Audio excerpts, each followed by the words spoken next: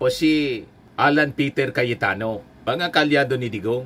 Very concerned sila sa right ni Digong. Mga kababayan, human rights ni Digong. Pero silent sila sa human rights ng mga naichiki po na tukhang. Kaya napakasama itong mga ginagawa nila. Maniwala pa tayo, mga kababayan, kung ang ipaglaban nila, yung tatlong mga Filipino, magsagawa sila ng investigation doon. Yung mga taga-Palawan po, tatlong mga estudyante na binigyan ng scholarship ng China. Pagkatapos, ngayon, nakakulong kasi inakusahan ng espionage or paniniktik. Ito naman po yung bago naming product na binibenta online. iGlow Serum, whitening po siya. Tingnan ninyo yung epekto sa aking anak na architect before and now. Yung mga inquiries po ninyo, dumiretso na lang kayo sa kanyang Facebook account, Riz Maravillas. Balikan natin mga kababayan, yung Senate hearing ng Committee on Foreign Relations ni Amy Marcos. Kasi pinagpipilitan na mga kababayan ni Amy Marcos ang rights ni Digong. At pinagpipilitan mga kababayan, mali yung pag-aresto ng Interpol at pag-surrender sa dating Pangulong Digong sa ICC. Yun ang pananaw ni Senator Amy Marcos. Ngayon, i-share ko sa inyo ito po, i-replay ko sa inyo yung statement ni Senator Bongo. Pero I think si Senator Bongo, online yata ito, hindi mag-appear personal sa Senado. Si Bato, pumunta doon. Tapos umuwi na din pala si Senator Robin Padilla. Kasama doon sa hearing mga kababayan. Tapos si Alan Peter Cayetano, mga kalyado ni Digong. Very concerned sila sa right ni Digong. Mga kababayan, human rights ni Digong. Pero silent sila sa human rights ng mga naichiki po na tukhang. Kaya napakasama itong mga ginagawa nila. Maniwala pa tayo, mga kababayan, kung ang ipaglaban nila, yung tatlong mga Filipino, magsagawa sila ng investigation doon. Yung mga taga-Palawan po, tatlong mga estudyante na binigyan ng scholarship ng China. Pagkatapos, ngayon, nakakulong kasi inakusahan ng espionage or paniniktik. Wala tayong narinig na magresolusyon, mga kababayan sa Senado, para magsagawa ng investigasyon. Mas sila, mga kababayan, concern sa rights, human rights ni Digong. Yun ang nakakalungkot po. O ngayon, dito tayo kay Senator Bongo. Durugin natin yung mga argumento niya kasi nagpapaawa po. Nagdadrama rito. Pakinggan po natin yung opening statement niya. Oo, si Ambassador Lacanilao sa dating Office of Civil Defense, ASEC ka doon. At wala, nakita ko lang yung Facebook post tungkol sa flood control. So, inaasahan ko kilala po ninyo si Mr. Lacanilao. I'm not so familiar about him. Anyway, okay. Nakikita ko po dyan. Okay. Thanks. You wanted to make a statement, Senator? Nagtrabaho po noon. Baka po nagtrabaho siya noon sa former administration ni Pangulong Duterte. Okay, Senator Anyway, Bong, you Madam wanted to Chair. make a statement? Sorry. Yes. Okay. Meron po akong opening statement. Good day, Madam Chair, distinguished colleagues, and to the resource persons present in this hearing. Mabuti naman po at nakadalo ang iilang opisyal po ng gobyerno para mabigyang linaw ang mga kaganapan sa pag-aresto at pag-surrender kay dating Pangulong Rodrigo Duterte. Pero kulang pa rin po, marami pong wala. Madam Chair, marami po tayong katanungan noong nakarang hearing na hindi nasagot dahil wala po yung mga government officials na maaaring makasagot sana sa ating mga katanungan. There are several instances that the government has repeatedly stated that the International Criminal Court has no jurisdiction in our country. Kung hindi po kinikilala ng gobyerno ang ICC, bakit nila binigyan ng pansin ang arrest warrant mula sa ICC? Yun po ang mga katanungan natin. Ginamit lang ba? Ulit-ulit lang. Nasagot na yon ni Boyeng Rimulya. Kung may reklamo siya, di dumulog siya sa ICC. Yung warrant to pares galing sa ICC, pero yung ICC hiningi yung tulong ng Interpol. Paulit-ulit na lang. Kailangan natin yung serbisyo ng Interpol. Kung hindi tayo mag-cooperate sa Interpol, malamang sa susunod na mga ilangan tayo, pinaliwanag na yun ng ating Pangulo. Hindi man tayo, isnabi tayo ng Interpol. Laking kawalan para sa atin. Paulit-ulit na lang po. But anyway, ituloy natin ang opening statement ni Bongo. Lusot ang Interpol. May violation ba sa Rome Statute? But we have also found out, Madam Chair, that there was no red notice from the Interpol. Kaya nakapagtaka talaga kung bakit nagmamadali ang gobyerno na isuko si dating Pangulong Duterte sa ICC. Nagtataka talaga kayo kung bakit nagmamadali? Yun ang interpretation yun. Nagmamadali yung gobyerno. Nagmamadali din kasi si Digong na iupo si Sara.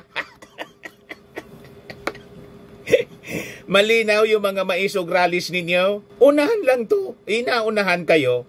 Iyak-iyak kayo ngayon. Masyado ninyong minaliit yung ating Pangulong Bongbong Marcos. Kala ninyo, nabaitan kasi kayo, kaya umaboso kayo ng todo. Umaboso si Digong.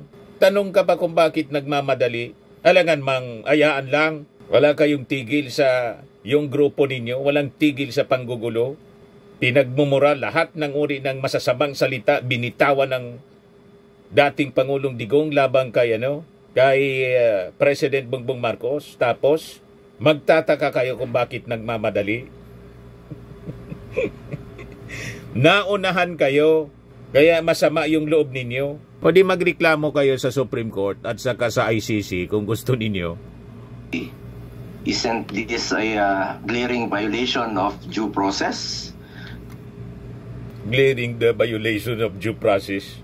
Wala kayong karapatan na magsalita ng ganyan. Walang due process sa mga biktima ng tukhang, EJK.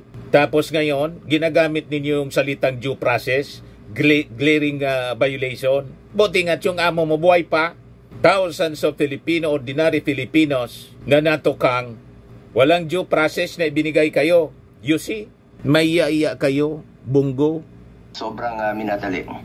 Ano po ang naging batayan ng inyong pagkilos at bakit may pagmamadali sa pagpapatupad ng pag-aresto?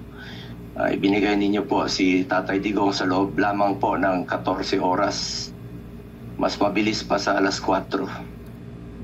Hindi ninyo narinig yung sinabi ni Digong doon sa Quadcom? Bilisan anya ninyo ICC. Baka mamatay na ako. Hindi pa anya ako na iharap sa ICC. Yun ang sabi mismo ni Digong. Handa siya narapin. Pag anya nakita ko sila, sipain ko anya. Pag nandun anya, ikaw Mr. President, halimbawa, nandun ka na, sipain ko din. Diba? Si Digong mismo yung nag-wish na sana niya mayarap na ako. Baka mamatay na ako, hindi pa ako makaharap dyan sa ICC. Willing siyang mabulok. O ano pa yung, anong problema ninyo? Willing siyang mabulok para daw sa ating bansa yon. O di tama. Tama yung ginawa ng ating gobyerno. Ipagawa na lang ninyo ng ribulto si Digong afterwards kung gusto ninyo. Yun ang wish niya sa Hong Kong. Mag-contribute na lang daw ng $5. Bawat isa niya. Ipagawa ninyo ako katabi ni Rizal. Ambisyoso. Gusto pang tabihan si Rizal? Mga kababayan. Madam Chair, isa rin sa gusto nating malaman ay kung ilan nga ba ang may diffusion notice, red notice at arrest warrant mula sa Interpol dito sa ating bansa. At ilan na po ba ang naaresto ng mga otoridad? Based sa website ng Interpol, 11 Pilipino ang may red notice mula sa Interpol. Lahat ba ito nasa Pilipinas? Lahat na ba ito ay nahuhuli na o hindi pa? Kung ito ay may red notice mula sa Interpol, misto lang hindi pinansin ng mga otoridad, bakit ngayon mabilis pa sa alas 4 bigla kayong umaksyon? Sa totoo lamang po, yung ibang may red notice siguro, ako na yung magpapaliwanag. Yung ibang may red notice, hindi man po banta sa security ng ating bansa. Hindi banta sa administrasyon ng ating Pangulong Bongbong. Kaya hindi yun pinapansin. Siyempre, ako man yung nasa administrasyon, ako yung authority, sino yung unahin ko? Siyempre, yung banta. Nagbanta kasi kayo. Kung hindi kayo nagbanta, walang nangyari sanang ganyan. Nagbinigyan ng priority. O di ba? Na ma-surrender sa ICC through Interpol si Digong. Sabi ko sa inyo, ang kasalanan lahat galing po sa inyo. Kayo yung nagkamali. Tapos ngayon, iniistorbo ninyo yung mga mamamayang Pilipino sa Senate hearing na sayang lang yung taxes na ginagastos dyan sa Senate hearing. Wala man dyan pakinabang yung mga ordinaryong mamamayan. Kasi yung mga ordinaryong mamamayan po, natutuwa nga. Finally, mapapanagot si Digong. You see? Kayo man lang ang may reklamo. Marami pang may mga warrant. Marami pang may arrest warrant na hindi ninyo na-aresto hanggang ngayon. Pero pagdating kay dating Pangulong Duterte, walang isang araw ang bilis ninyong inaresto. Natural. Ang tanong ngayon, may babalik pa ba si Tatay Digong o sadya ninyo talaga siyang inilayo dito sa ating bansa? Hindi ba obvious?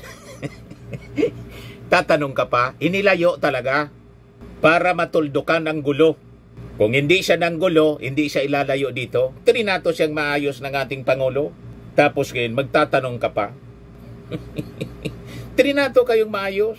Kayo ni Tim. Talagang mga taong ito. Nagmamaang-maangang kayo. Pinalalabas ninyo, mali yung ginawa ng ating gobyerno. Ang mali, si Digong. Kayo ang mali. Anyway, tuloy natin. Bakit po? Para sa akin, hindi natin kailangan maging abogado. Let's call a spade dahil obvious naman. Gusto talaga nilang isurrender sa ICC si Tatay Digong. Tama ka. Kaya sabi ko dati, kahit mag-hearing tayo dito araw-araw, ang importante po ay mapauwi si Tatay Digong. Wala na sa poder ng ating gobyerno. Sinagad ninyo kasi ng kasamaan yung administrasyon ni PBBM. Ngayon, ang bola po nasa kamay ng ICC.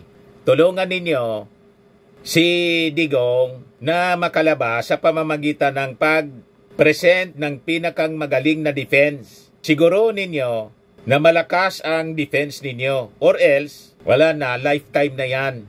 Tulad ng sinabi ni Digong, handa siyang mabulok. Malamang doon siya mabubulok sa kulungan. Lifetime. Pasalamat siyang lifetime. So may pagkakataon kayo na mabisita doon sa The Hague. Pero yung mga biktima ng EJK, binibisita na lang ng kanilang mga mahal sa buhay sa simenteryo na po. Kaya mapalad pa kayo. May pagkakataon pa si Digong at mga kasama na akusado. Tulad ni Bato na kahit hindi pa siya naaresto ay malamang sa mga susunod na araw ay lilitaw na muli si General Torre. So, pwede ninyong bisitahin. Buhay na buhay, humihinga. As compared doon sa mga na-AJK, nasa simenteryo na po sila. Tapos lungkot na lungkot kayo. Pero yung kalungkutan ng mga biktima ng AJK, wala kayong paki. Sama ng ugali ninyo. Di ba po, mga kababayan? Dito sa sarili nating bansa, dapat harapin kung ano man ang inaakusa sa kanya. Not for you to dictate. Wala na kayo sa poder para magdikta. Nasanay kayo na magdikta. Ngayon, hindi na sa inyong kamay ang pagdikta. Napuno na si PBBM, madaling sabi. Napuno na sa kasamaan ng dati mong ang dating Pangulong Digong na amo mo. Araw-araw pinagmumura yung ating Pangulo. Unfortunately, Madam Chair, gusto ko talagang mag-participate araw-araw. Sama tayo dyan sa hearing. Pero hindi ko po kaya humarap sa ilang tao sa pagdinig na ito na hindi marunong rumispeto. May lakas ka pa ng loob magsabi na yung ibang nandun hindi marunong rumispeto. Bakit kayo? Nirespeto ninyo yung buhay ng mga ordinaryong tao? Respect is earned. Kung gusto mong irespeto, dapat marunong ka ring rumispeto ng iba. Nagbuhay hari kayo po. Kala ninyo wala nang